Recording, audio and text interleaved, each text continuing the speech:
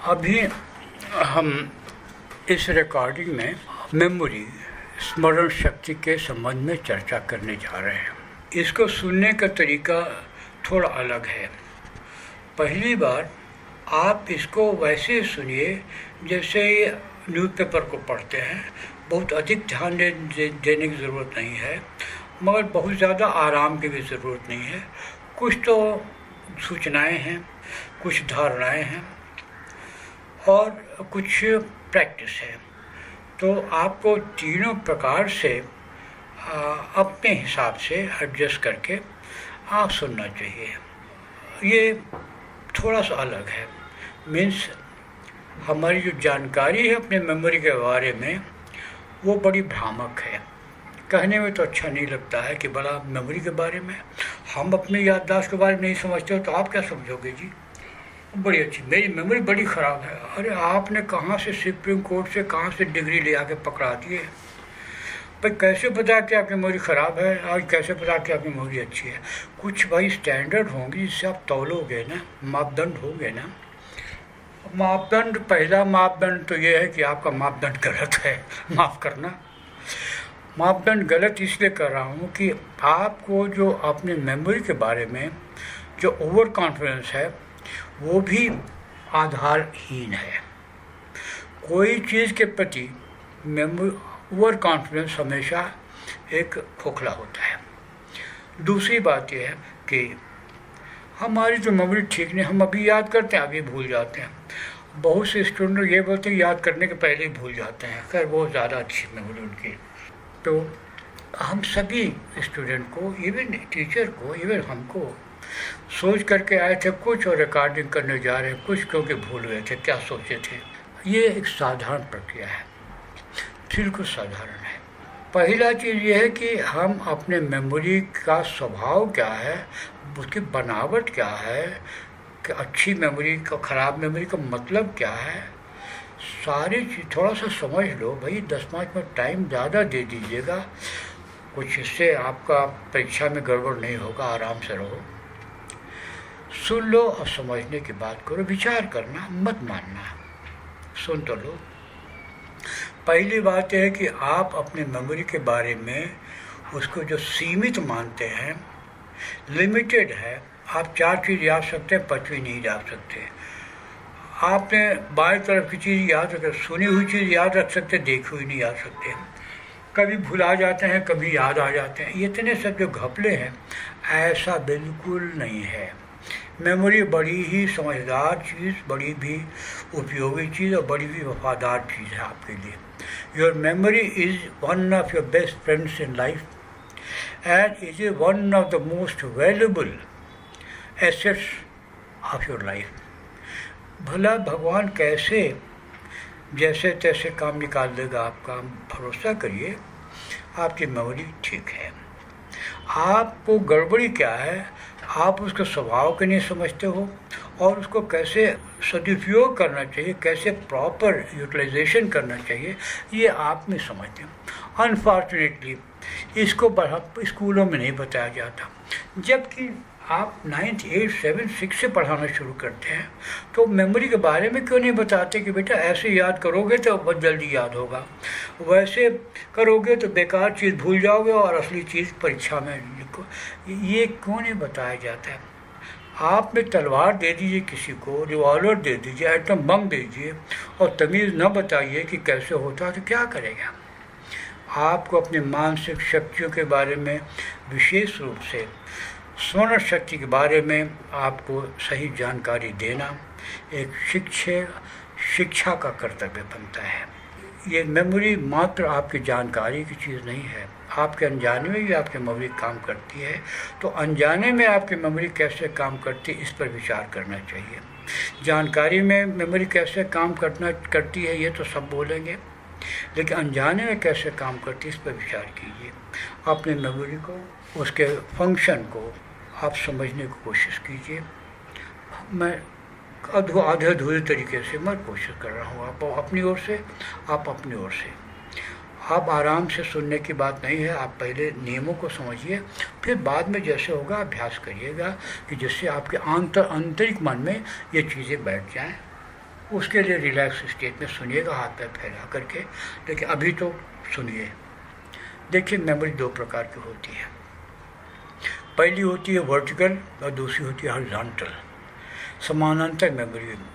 आपने कमरे में कौन जगह कहाँ पर रखा है, कौन सी किताब कहाँ पर रखा है, किस आदमी से आपने क्या प्रॉमिस किया है, आपके पॉकेट में कितने पैसे हैं, आज सवेरे आपने क्या खाया था, ये सब हॉरिजॉन्टल मेमोरी में आता है, समानांतर मेमोरी।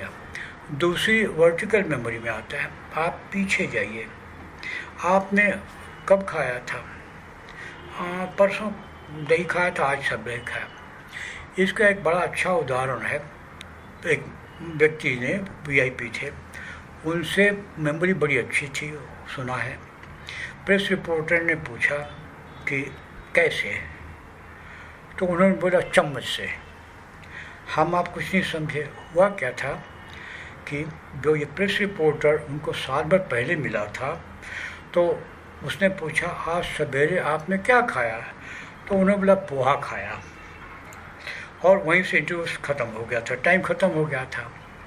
तो अब ये रिपोर्टर एक बार बाद मिला तो उसने ये पूछा कैसे हैं आप, ये पूछा, उसका मतलब कैसे हो, तो उन्होंने तुरंत बताया। एक बरस तक उनकी मेमोरी बिल्कुल याद थी, चम्मच से, मतलब पोहा में चम्मच से खाया।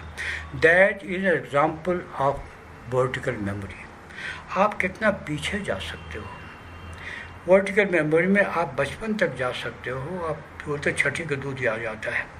ये सब वर्टिकल मेमोरी के लेकर के उक्तियाँ हैं। आपकी वर्टिकल मेमोरी जितनी ही सिंप्लीफाइड में आपके सामने आएगी, आपकी हॉरिजॉन्टल मेमोरी उतनी ज़्यादा क्विक, उतनी ज़्यादा एफिशिएंट, उतनी ज़्यादा रिच होंगी। एक टाइम में आप 10 चीज़ों को याद कर सकते हैं, प्रोवाइडेड आपकी जो वर्टिकल मेमोरी है वो साफ़ सुथरी हो। हमारी वर्टिकल मेमोरी उतनी साफ़ सुथरी नहीं होती जितने समझते हैं। हम परसों किसी आदमी से मिले थे, उसके बाद से उससे झगड़ा हुआ था, हम भूल भाल गए क्योंकि हम बिजी आदमी थे। अभी वो आदमी आया, मुझसे बोला, इंटरव्यू में आया, मैं उसका इंटरव्यू ले रहा हूँ। वो क्या बोल रहा, मुझे तो याद आ रहा है कि ये दुष्ट ने हमको बहुत इंसल्ट किया था उस दिन, इतने दिन पहले। अब मैं सवाल पूछता हूँ, वो क्या जवाब देता है, मैं नहीं जवाब पकड़ पाता हूँ ठीक से। इट इज़ मेरा हॉरिजॉन्टल मेमोरी को प्रॉब्लम पैदा करता है। क्यों? वर्टिकल मेमोरी में रखा। ये तो पॉइंट हुआ। How to simplify. आपने अपने वर्टिकल मेमोरी को कैसे अच्छा बनाइए, मेरा मतलब कैसे सरल बनाइए, सिंपल बनाइए, कॉम्प्लिकेशन से हटाइए, मतलब कम से कम कॉम्प्लिकेशन रहने दीजिए। Life every stage is complicated, छोड़ दीजिए, कम से कम कॉम्प्लिकेशन रखिए। ये काम पहले कीजिए। ये आमतौर से देखिए क्या होता है। परीक्षा के डर के मारे 12 बजते हैं, अनेक बहानों से हम परीक्षा के बारे में बताते हैं, एक्सप्रेस करते हैं, कभी बुखार भी आ जाता है, लूज मोशन होने लगते हैं। डर परीक्षा में नहीं डरता, परीक्षा पहले 12 बजा रहता है। ये क्या है? जो परीक्षा के पहले 12 बजा रहता है, जो आपके शब्द हैं, क्या करता है? आपकी वर्टिकल मेमोरी है। तब आपका परीक्षा कल होगा, उसके लिए केमिस्ट्री में आपने बिल्कुल तैयारी किया हुआ है, लेकिन आप वर्टिकल मेमोरी की वजह से हॉरिजॉन्टल, और परीक्षा हाल के पहले बाप रे वो सवाल आएगा तो क्या करेंगे, वैसा आएगा क्या, हमारा वो नहीं तैयार हुआ, पिछले साल ऐसा हुआ था और वो ऐसा। अरे भाई, आप 1 घंटे के बाद से जाके जो पूछा जाकर जवाब देना है, आपने काहे 3 वर्ष पहले का इतिहास गड़ा मुर्दा खोला? इट इज़ बिकॉज आपने वर्टिकल मेमोरी से समझौता नहीं किया है। हालांकि वो काम बहुत सरल है, लेकिन आपने ध्यान ही नहीं दिया है। एक छोटा सा उदाहरण, वो लड़की गई इंटरव्यू में, 4 सवाल पूछा, उसमें 2 सवाल आया, 2 सवाल नहीं आया, नेचुरल। घर लौट के आई तो उसकी माँ क्या बोलती है, कैसा हो रहा है? अरे क्या हुआ, वो कुछ गड़बड़ हो गया, वो कुछ पूछा नहीं, हम तो जानते ही है कि पिछले साल भी पिछला इंटरव्यू तुम गई थी, वही काम किया था।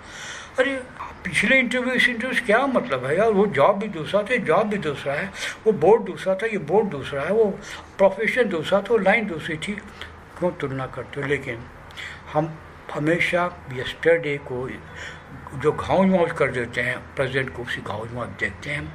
और ये जो मेमोरी के बारे में आप में एक उपाय निकालना है जो कि आपकी वर्टिकल मेमोरी ठीक हो, सो दैट यानी कॉम्प्लिकेटेड ना हो ज़रूरत पड़ने पर, और आप सही सही हॉरिजॉन्टल में रहें। सामने जो पूछा गया सामने जवाब दिया आपने। ओके, नाउ पॉइंट 2, आप में मेमोरी को आप कुछ अभी कहा जाता है, आप कुछ याद करते हो, कुछ फार्मूला, कोई चीज़, आप कुछ घंटों के बाद से आप उसको पूछा जाए तो याद नहीं रहता है।